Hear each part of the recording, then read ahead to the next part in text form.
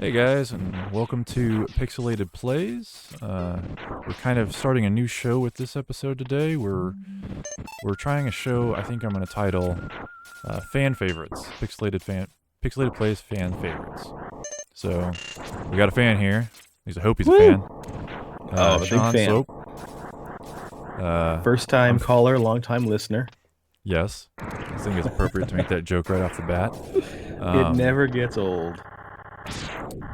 Yes, Shawn, you are the gentleman who created the logo for our little YouTube channel here. On top of that, you are one of the hosts of Pixelated Paranormal. I am indeed. And I came with a shameless plug. Oh man, first time on a video chat apparently. Look at that, it's bouncing around like an old Windows 95 screensaver. Yeah, I host Pixelated Paranormal podcast. It is on the network that your former show was on, and yeah, we talk about the weird, the unusual, the strange, and all those things. Yeah, I've been on it a couple times. It's a pretty entertaining show. You and Preston are the main hosts of it, and then you got Steve and Rob doesn't show up too often anymore, but no, since he retired, he's not on it as much. He ducks in every now and then. I think we're going to have him hopefully on again sometime soon with our 5-year anniversary just coming around the corner. And then we have our 200th episode coming out this summer. So we'll get him back out. Yeah, let's hope so.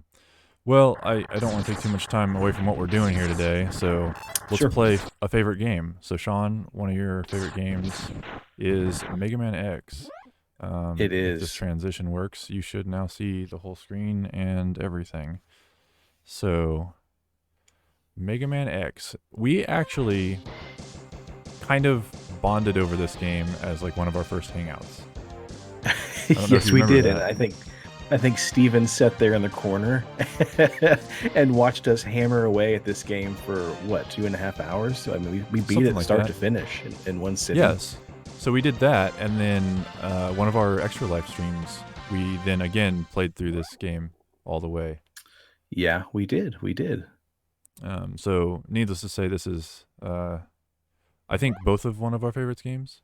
If you forced me to say it, I'd say it's my favorite game of all time. If I had to pick one, this is literally it.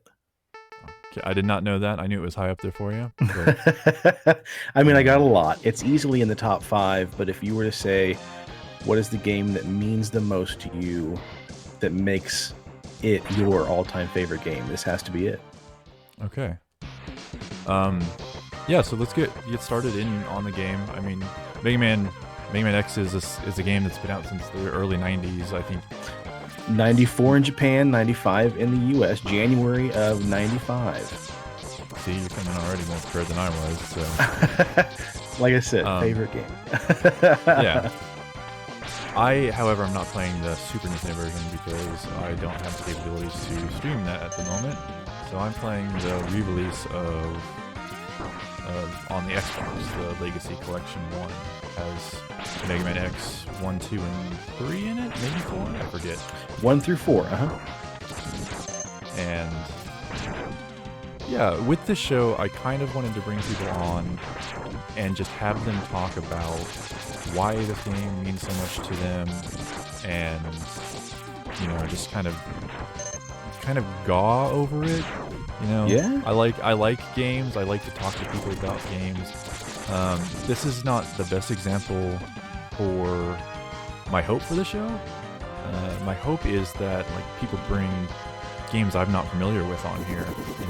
Indie little darlings that I maybe somehow missed, or big titles that I just never played for whatever reason. So. Right. Well, I've got a whole bunch in my back pocket that you may have never heard of, so that would be fun.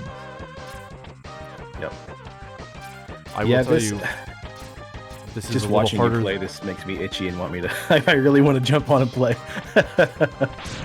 Yeah. Hopefully someday I will have the ability to do that, to where I can switch off with whoever's on here. Again, this being our first, not only episode of this show, but this is my first internet stream with video and everything. So kind of a nightmare getting it set up, honestly. But It's a lot of work, but it's your first one, so yeah, live and learn a little bit. hopefully we get this down and we can have guests on and record videos like this all the time and multiplayer stuff. So this episode is actually a lot of things in what this YouTube stream / Twitch stream / whatever it becomes is testing out. So I think I've said it in a few of my videos that I recorded, but like dealing with the learning curve of all this online stuff, I appreciate everybody dealing with that, being patient with me on audio, video, lag issues, all kinds of stuff. So it's been fun to figure out, but frustrating. Right. Well, your best intentions is always to start off a new project like this, completely problem-free, and it never happens that way. We've had issues with our podcast. I mean, we're on episode 191, and we still have episodes that just stuff takes a dive, and you'd think we'd have it figured out, but no, the universe doesn't quite work that way. Yeah. And then, just technology. The hiccups everywhere. What is do I not have Dash yet this early? Nope, you don't have Dash yet until Okay. Chill Penguin stage. Which is probably the most frustrating thing about this game. After you've played it, and after you've, gotten a couple power-ups, going back and starting it over, that dash made all the difference in the world. Mega Man X, just the intro stage is already leaps and bounds better than a lot of Mega Man games, in my opinion. You do have slide in most of the Mega Man games, but the game's more fluid. Obviously, it's, at the time, I think it was, the 8th game in the Mega Man series? So I think 8. Oh, hell, maybe it was the 8th game. Anyway, they had a couple new Mega Man games come out on the actual PlayStation. But this game, being a Super Nintendo, was, the super version of Mega Man. So it's way more fluid. The movement's a lot better. But the game really shines as soon as you get that first power-up, I think. I think I can beat this guy. I bet you can. First try. Yeah, I'll do it real hard. I bet you might die. You might be one of the few people that die fighting Vile. No, this is a scripted death, isn't it? It is. I think you can die, though. I think I tried to walk into him once on purpose. I believe you could die. And lose your last life. Should be an achievement on the Xbox version. So, you mentioned this game came out in 94, 95, depending where you're at. Well, do you think this... I wanted to look up Metacritic, but Metacritic for SNES games don't exist. Do you think this game got good reviews at the time, Sean? I think it had to have. I think it really did. I think it was one of the most groundbreaking games of its time. Because really, Mega Man X, to me, was like Mario with a gun, almost. Like when I got my Super Nintendo, my brother and I got it, it came with Super Mario World and a mail-in token for a free copy of Super Mario All-Stars. So we beat Mario World to death over and over, and then we got Super Mario All-Stars. And then, back then, that was probably, 2nd, 3rd grade for me. And so you didn't have a bunch of games when you were that young. And back in the days of Super Nintendo, my friends and I, you had a game and you would milk it until it was done, and then your parents bought you a new game. So when I got Mega Man, I'd played so much Mario, and I love platforming games, and that's pretty much what drew me to this game. After playing it for a while, I just thought it was Mario with a gun. You run around, you hop, and then you shoot stuff. So what do you think IGN gave... I think this is the actual review from when it came out. What do you think they gave Mega Man X? It's an out of 10 rating system. Is it 1 out of 10? Okay. If I gave you an educated guess, I'm going to go with whole numbers. I'm going to say a 9 out of 10. You are dead on the money there. Other websites I looked at were 9 out of 10, 5 out of 5s, all that stuff. So yeah, it got very good reviews based on the handful of websites I looked at before this. So Sean, tell me where to go. You have to go Chill Penguin. Now, what's interesting though about these is, Chill Penguin, he was, I think, in charge of the South Pole, keeping things icy and cool before he turned evil. If you were to go to the Flame Mammoth stage, it's based on fire. And what was so cool about this game is when I finally beat a level, you have a couple that will actually alter the other levels in the game. And so with Flame Mammoth stage, it's all built on fire, like in a big factory. If you beat, I think, Chill Penguin, doesn't it freeze over the magma stage? Yeah, I think so. And then there's a couple levels like that in here. Outside of that, I don't remember all of them, but you distinctly have to start with this level first because it gives you the first power-up that completely changes the game. Because right now we're playing Mega Man. We're not playing, in my opinion, we're not playing Megaman X, we're playing Mega Man. Because you still have very rigid jumps. Yeah, you don't even have the slide yet. Yeah, you can climb the wall, which is good. Yeah. Right? Yeah, okay. So yeah, please tell me I'm not wrong. But this to me is the second stage because you have to get that slide, and that changes everything. Plus, Chill Penguin stage, I think, is the easiest boss to beat once you kind of learned what his pattern was. And Mega Man is notoriously a hard game in general. There is a lot of debate, depending on who you talk to, about Mega Man being hard or Mega Man X being hard. I have always been on the Mega Man original series is harder because you don't have the abilities. And I am completely failing there. There we go. You were showing why this level's so important, Corey, because you really without that dash slide jump to even climb past the second screen.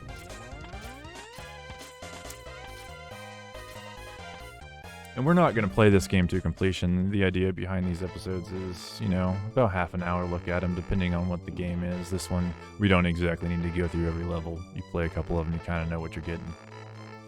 Yeah, that was one of the first things that really drew me to this game because, like, with Super Mario World, admittedly, that game is a lot longer because you have so many levels and so many different paths you can take. And Mega Man X, once you beat the intro level, you only have 8 places you can go. So, in my opinion, it's one of those games where it almost forced you to get good to get past, each level. So, go ahead. Should I cheat and remap the controller to make this dash way easier to use? I would if it was me, yeah. I mean, if you want to show the folks how to do it. So, well, we should kind of say what we're talking about. Yeah. NES, SNES fans know, 4-button on the SNES, and you use, I guess it's been coined the claw term, or claw hold, right? Or the claw grip. Yeah, that's what I would call it, sure. I'm going to kind of try and show it. So I've got my thumb on the A and X button on the here, and then I'm going to claw my index finger on the B button to use that dash, and that's how you played this game back in the day, or at least how me and Shawn did. Yeah. We both. I mean, up until this point, you have 2 buttons. You have the shoot button, which also charges your weapon, your X Buster, and then you have the jump button. And then they gave you something that unlocks the rest of the game, which is the slide. But then they also tell you were not evolved properly to hold the controller and use that dash button because it was the B button. So like you said, you have to, see where my camera's at. You had to use your thumb to sit here and mash the buttons. And then you had to hook your index finger around like a claw, and you could sit there and rub your finger like this and hit that dash button. And that would let you do so much more movement and so much more freedom to dash jump, and really evade enemy attacks and stuff. And when you got the game on Xbox, that controller's so girthy, it's like holding 2 or 3 SNES controllers stacked, so you couldn't, without breaking your finger or guaranteeing carpal tunnel, you couldn't do that. See, folks, even the best can die in this game. Hey, I'm not saying I'm the best. So Mega Man X, sorry. I was going to say, so you had to remap your controller because you had to get the dash button to a trigger to allow you to do the movement that we so, rely on. Out of this guy, right? I thought there was I think it's... I don't remember. I think it's jump and then jump and up at the same time, and you can actually get out of it. Yeah, okay, there you go. There you go.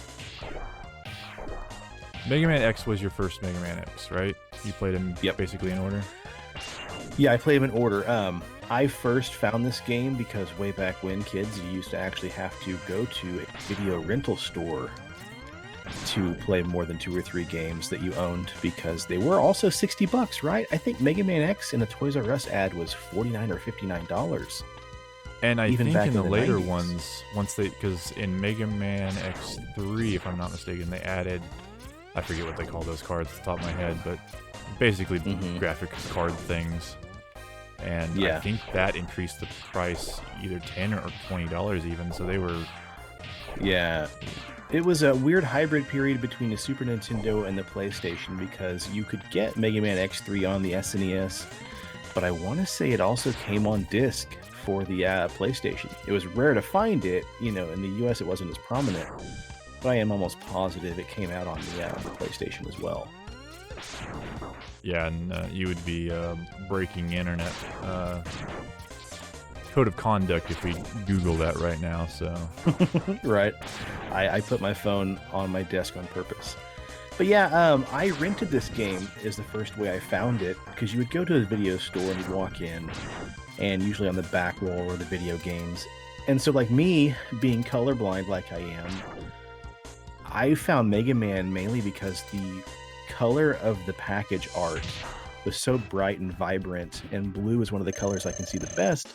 So on a giant wall full of, Zombie Ate My Neighbors and Mario's, Sim Cities, and all these other games, Mega Man X stood out because of that beautiful cover art. And I can actually bring it up. I'm going to pull my phone out here, not to Google, but just to show the artwork. The case artwork on this game. Oh, wow, of course. I don't know how cameras work. We can probably pull that up on this collection. Maybe better. Yeah, you could, because you have the little museum archive. But the cover art was so dynamic with Mega Man jumping. He's in the underwater level, so there's all these beautiful blue and purple hues. And it instantly made me think, like, what is this guy? It's like a little character with a gun, and there's a giant octopus and a boat shooting missiles at him. And, so, is Mega Man X your first Mega Man games then as well? It was the first Mega Man game period I played. Okay. Because my brother and I went straight from playing an Atari 2600 to Christmas of like 2000. Christmas of probably 93, 92, 93, getting our Super Nintendo. So we skipped NES, save for like any friends that would have one, or my grandma's neighbor that had one. I never had an NES, so I skipped all the Mega Mans and went straight to this game. So I did not. I had an NES, and I played through a handful of the original Mega Mans on the NES before I touched X. And I don't believe Mega Man X1 was the first Mega Man I played either Mega Man X game. I couldn't tell you which one. You skipped ahead, huh? I was a kid just like you, and I didn't have money, so we just went to the rental store and got whichever one they had in stock. So that's a very good point. That's how I discovered there was a Mega Man X2. Is, of course, we're talking about way before the internet was a thing that you could just jump on and do whatever you wanted on. I didn't know there was an X2 until I went to probably Video Unlimited or Dylan's and saw it on the shelf, and I was just like, holy crap, like I've got blisters and then calluses on my hands at this point from playing this game. And now there's another one. This game. Did you? I can drive over there to show you how to play it. Okay, you got 2 hours to kill, guys. Admittedly, it's harder with that controller until you get the hang of it. Well, I'm also... you always see these people who play video games on the internet, but they're having a conversation, and playing a game is not the easiest thing to do. So No, even like at night when we're on Xbox chat, half the time I have to pause a game. But this is cool, because when you came to this stage, this is Storm Eagle's stage. He is one of the 2 stages that actually alters other levels till you beat them. When you beat Chill Penguin stage, of course, it freezes over the Flame Mammoth stage. So you can't jump in the fire and die, and it unlocks a couple power-ups. I think you have access to like maybe the first heart power-up in there. When you beat Storm Eagle, essentially the story would go that the airship crashes down to Spark Mandrill's stage, which is like an electric plant. So in that level, you're basically running around trying to jump over sparks flying across the stage, across the floor. Once you beat this stage, they don't show you this, but the airship crashes and takes out the generator of Spark Mandrill's power plant. So then you have like random blackouts. You don't have to worry about the electrical hazard zipping past you and shocking you. It was really rad. It was just something really interesting that I hadn't, seen in minigames before, because at that point I didn't even know about the Halloween Easter egg in Super Mario World, how that alters that whole thing. But that could be another conversation for another stream. Yeah, definitely. But just the colors are what attract me to this game too, because like I said, being colorblind, I'm not full on blind, but I see things in a lot different, hues and shades. But just how vibrant these colors are, just the green and the purple back there, it's just so pretty. Like, playing this game so much, that's what attracted me to it, is the fast-paced, colorful atmosphere, and then the memories of ooh, there you go, first E-Tank. Just the memories of having this game and hammering and hammering and hammering and getting nowhere. You'd rent a game from Video Unlimited for 3 days, so you'd get it on a Friday night. It has to go back like Monday morning. I might not even know how to beat the first boss for like 6 months, renting this game and just not being the world's best at it. I think the first 2 times I rented it, probably I didn't beat any enemies or any bosses. I just played each one of them over and over and didn't know the order. And finally, I remember the first time I beat Chill Penguin, my brother comes running in the room and he's got a notebook and he puts it down and he's like, okay, boss number 1, the Penguin. And then the first time I figured out who you'd fight next, Spark Mandrill, he's like, okay, Penguin beats Mandrill. And like, we had this master top secret notebook that would have what boss beat what boss, different notes, different, not cheats, but like different strategies and stuff like that. Mm-hmm. And then, of course, when you ultimately die and you start over, it flashes a password on the screen, and you could enter that password after you turn the game off, and it would at least get you back to where you were as far as, what power-ups and stuff you had. And what power-ups, yeah, which was really, really cool. I still remember to this day, the first time I beat my second boss, I was at my grandma's house, like 30 miles away. My brother's out mowing the grass, and my grandma stopped at Video Unlimited. We rented the game, went out to her house, hooked up the Super Nintendo, and after like 4 or 5 hours, I finally beat Launch Octopus. And I just remember freaking out. I ran outside. Like, I think I screamed. I ran through the house, past my grandma, and ran outside. My grandma thought I was hurt. My brother's like, oh my God, what's the matter? I was like, I beat another boss! And it was just hours, and it was more like self-torture, because fighting that octopus without the right power-ups is just absolutely brutal. But I was so excited. Oh man, this is funny.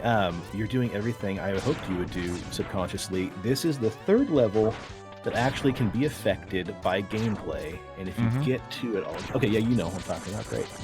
Yeah, so if you beat, I don't have all the bosses' names memorized and everything, but the one, the fire one, the flame mammoth. Yeah, so if you beat him, it basically sets this whole forest on fire.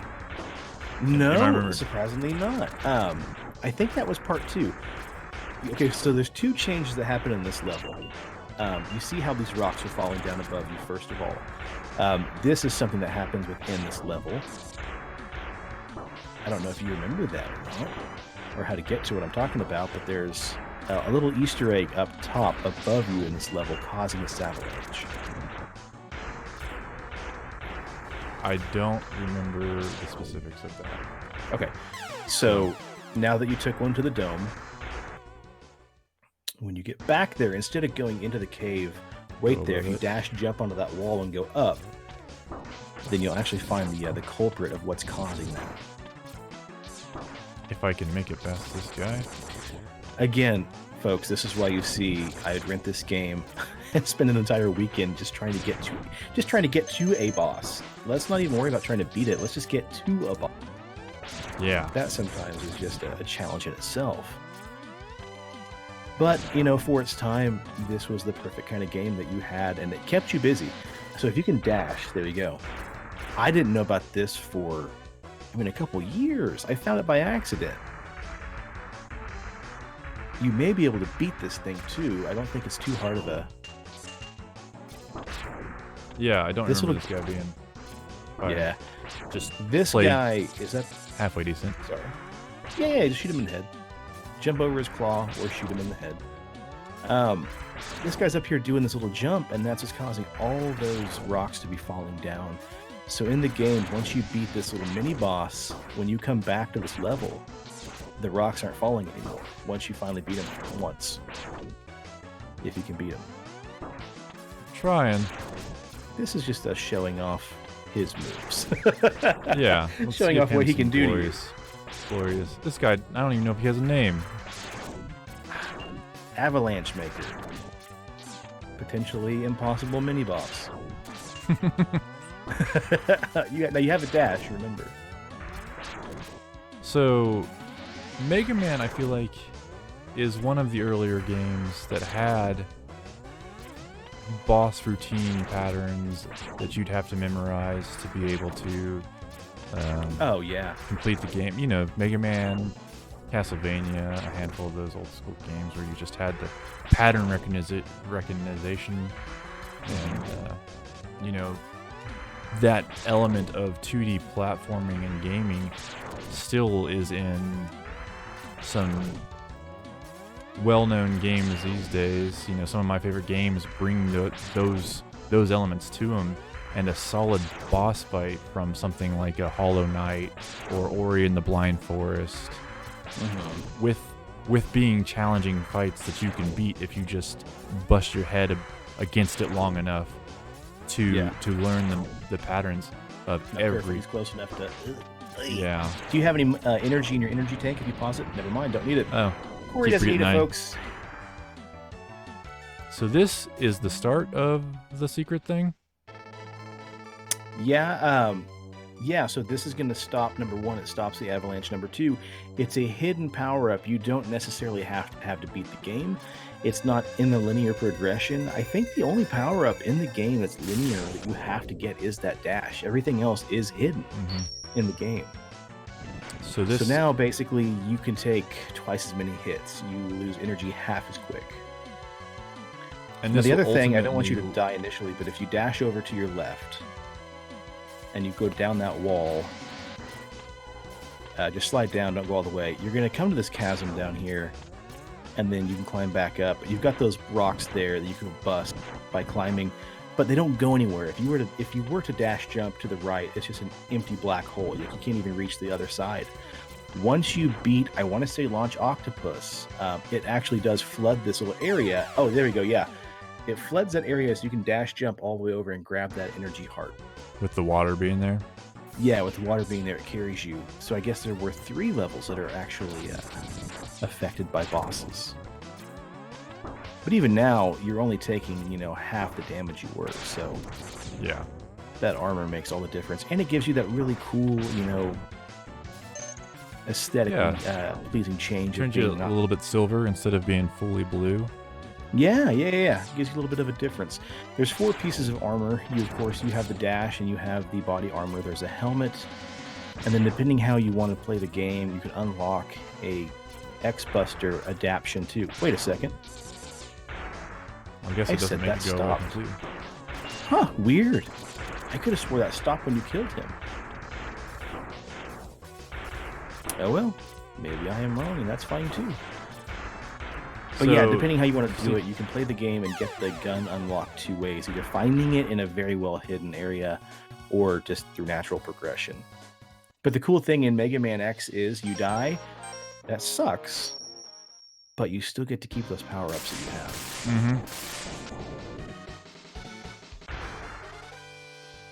And standard boss progression, once you beat all the bosses, you eventually unlock the castle or whatever. In this case, it's for Sigma instead of Wily.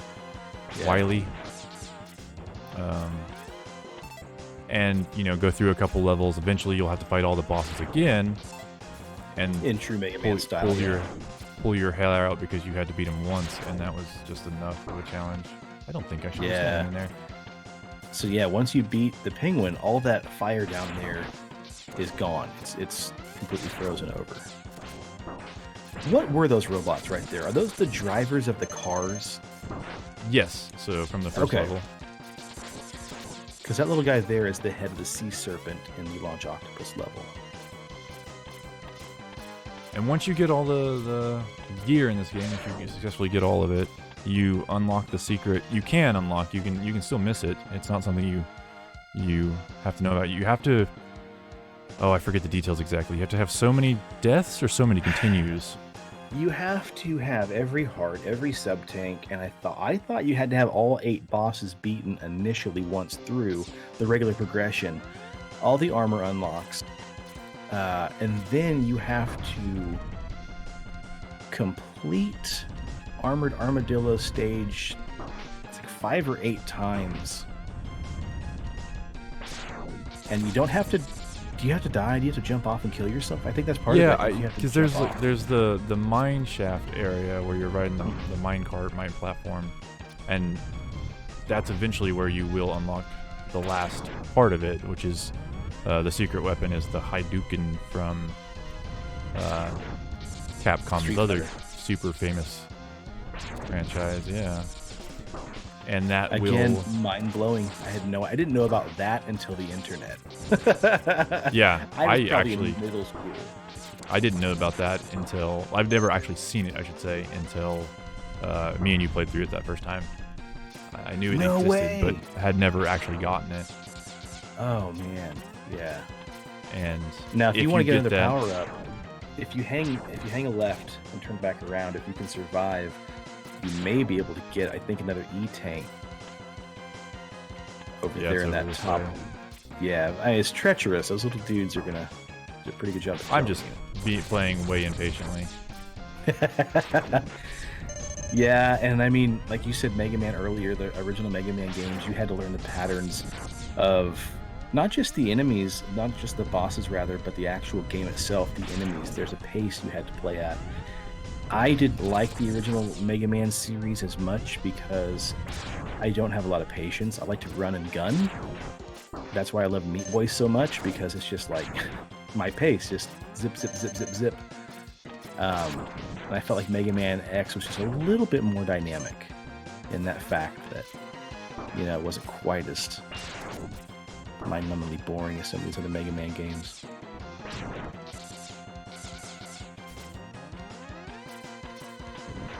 Just slightly hidden, just far enough to where. Can I shoot these? No. There you go. You're good. If I were using these E-tanks and stuff effectively. And this game kept slowdown, as you can see, just happened there. Isn't that kind of cool? Yeah. Man, Super Nintendo games, they could only handle so much power.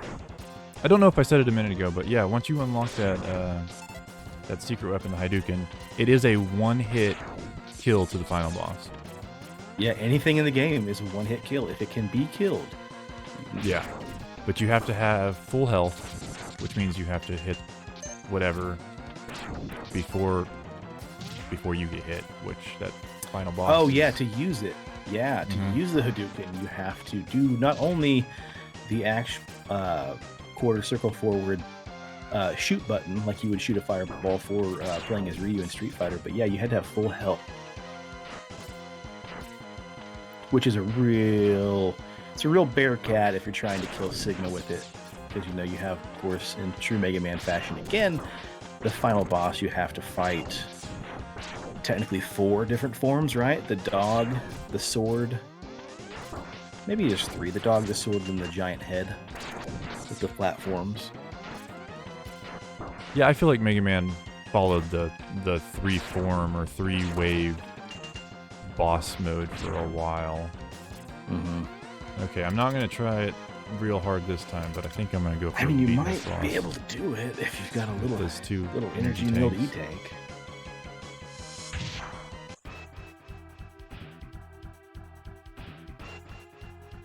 He's just so big.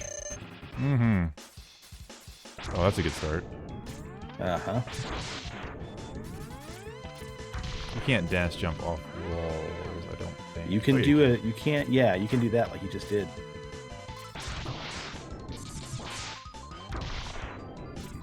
He's not that difficult, I feel like. No. In fact, I think he's the easiest boss. It's just you know, when you're playing the ice level, you know, might as well try and beat the penguin. Yeah. So I think that this Xbox version has enough.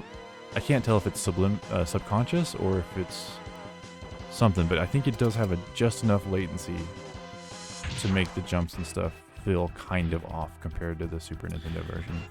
Yeah, it did. That's what made me very, very sad is when I got this on Xbox, that little button latency, that little lag, it was almost game ruining for me. I still ended up powering through it because after you play it enough, you kind of connect with. Yeah. Yeah.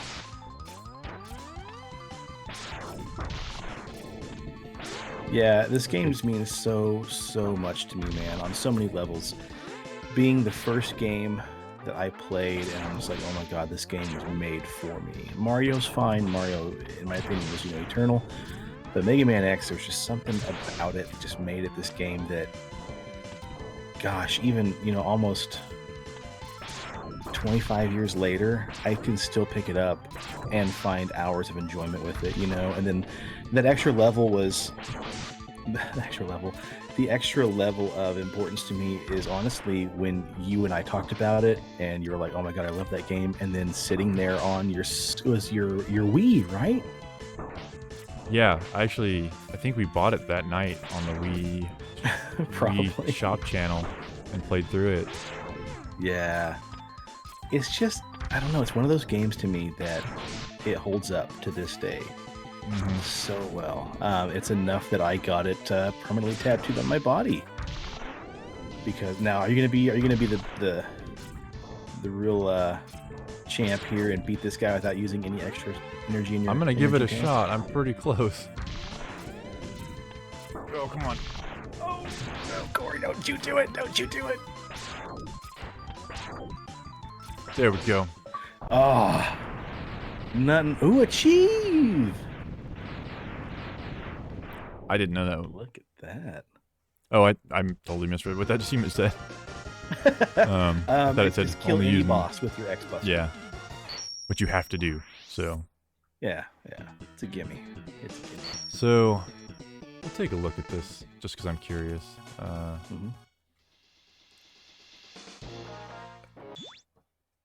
Manual, maybe? It's gonna be cropped weird. You're not gonna be able to see everything. That's actually control manual. Oh, that's interesting. They did that. Well, Isn't that cool? You can do that. Oh, that's neat. You can add scan lines to it. Holy shit! There's that word we were looking for so long ago. I should have just pulled out this game.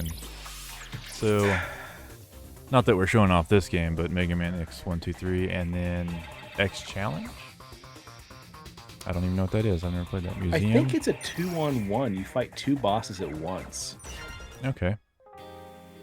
Which I've never messed with. Maybe I should.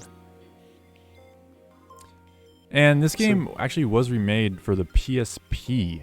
Mega Man Maverick Hunter, I think is what it was called. Maverick Hunter X, maybe, yeah.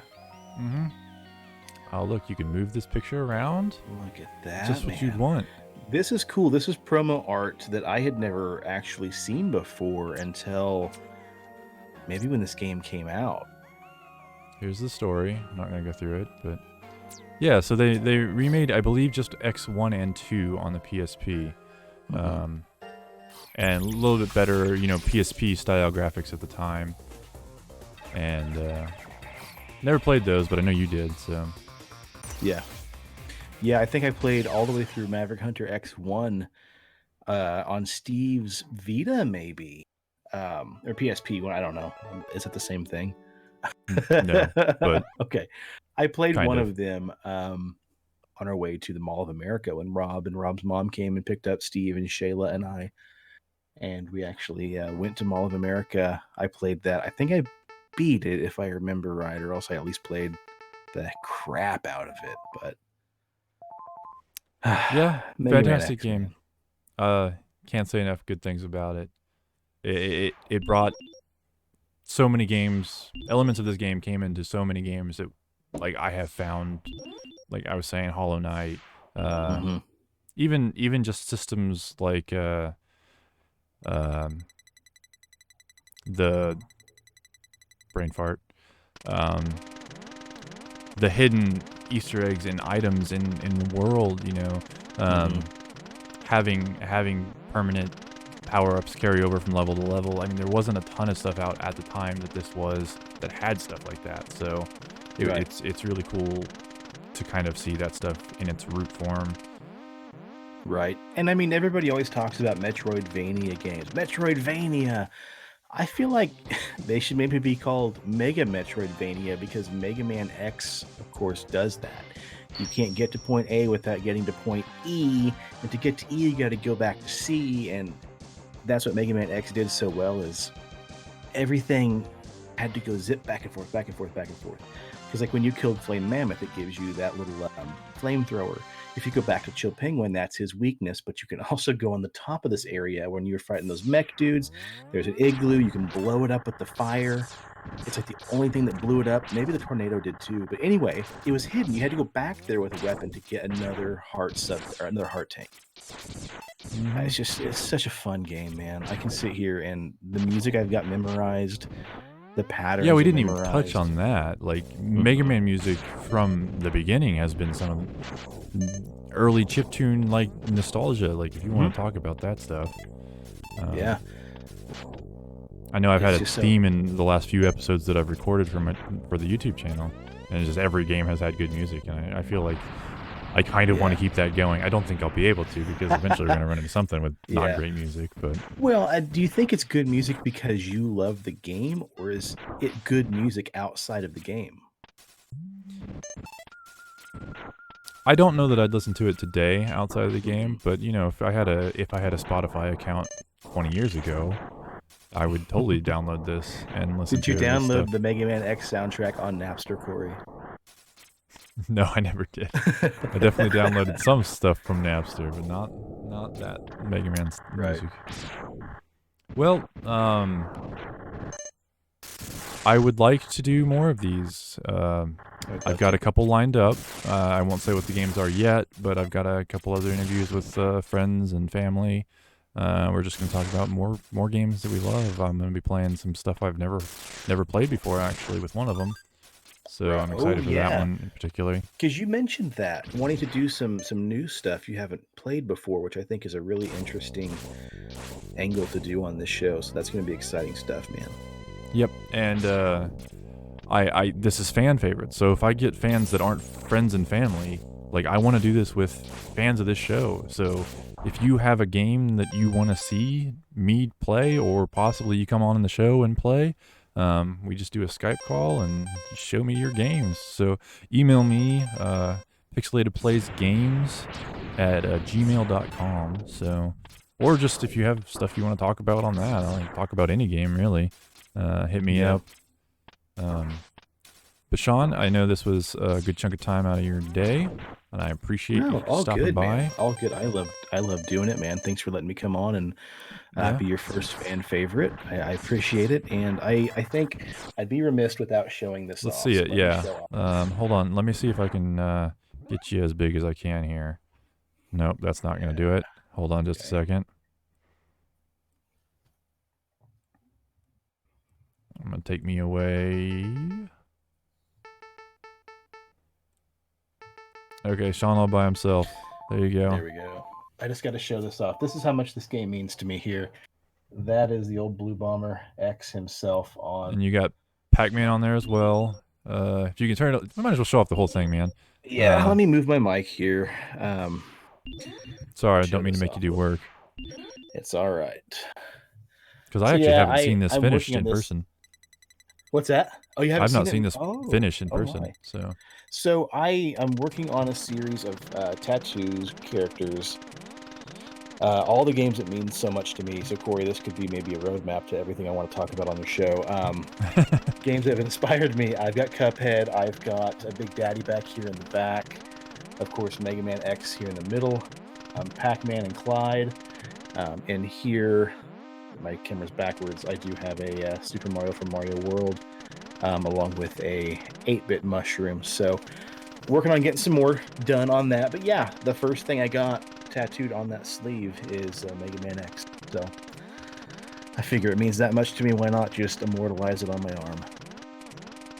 Seems like a good plan. I actually, you beat me to it. I was going to do something like that myself. So, well, you can still do again, it. I'm going to plug your show, Pixelated Paranormal, with Shawn here, Preston. Most of the time, Steve. Steve's Not there every as episode. much as he can be. He's got a really interesting new job that maybe I'll let him tell on his own episode. But he's got a job. It's kind of demanding. So Steven is there probably 2/3 of the time. He's there co-hosting with us. I forget your exact tagline, but they go over paranormal, ghosts, pretty much anything strange story. You do it better than I do, obviously, so hit it up. So the intro that Preston had put together was, we are your guides to the unusual and the strange, and we boast about being on the paranormal highway because the 37th parallel goes from, pretty much right through Wichita all the way through Kentucky where Rob lives. So it's just kind of this little idea, and the 37th parallel is where a lot of weird stuff happens. But again, I don't want to bore all your watchers and your viewers with all that. But yeah, a podcast about the unusual and the strange is essentially what it's going to be. So check us out. Well, I need to get back to it. I haven't listened to it longer than I should have, but I will check it out. And I'm going to continue my super awkward, I don't know how to end these things, endings. So we're just going to say bye.